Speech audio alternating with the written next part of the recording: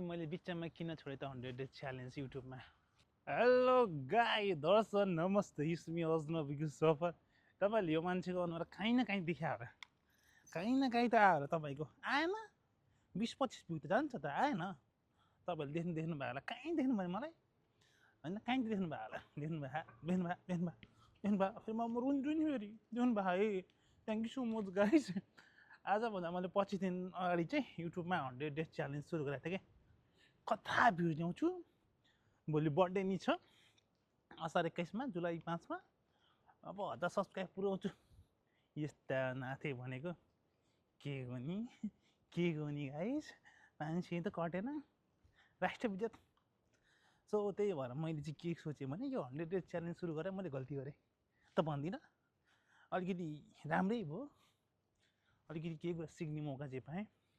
बाटोहरू नै केही सिक्ने केही जान्ने मौका त पाएँ, भ्लग बनाउने तरिकाहरू जाने।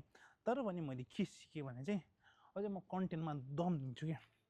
त्यही भएर म चाहिँ अब 100 डेज च्यालेन्जलाई यहीँ क्विट मार्दै 26औँ दिनमा म चाहिँ के गर्छु भने क्वान्टिटी र क्वालिटीमा ध्यान दिन्छु, कन्टेन्टमा ध्यान दिन्छु।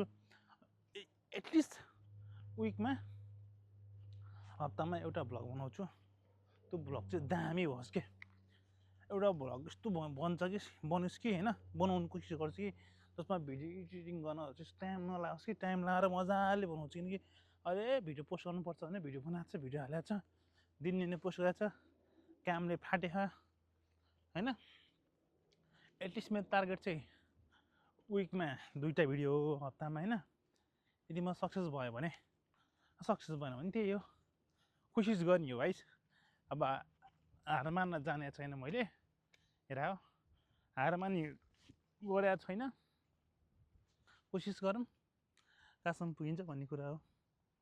जित्यो भने जित्यो, हाऱ्यो भने हारिहालेँ, तर पनि आफ्नो मेहनत आफ्नो कोसिस छोड्ने कुरा चाहिँ भएन नि त।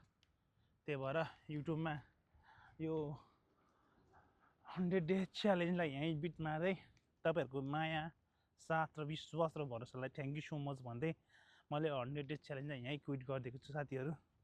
त्यही हो, तपाईँहरूलाई थ्याङ्क यू सो मच यतिसम्म मलाई साथ दिनुभयो, त्यही भन्न चाहन्छु है त।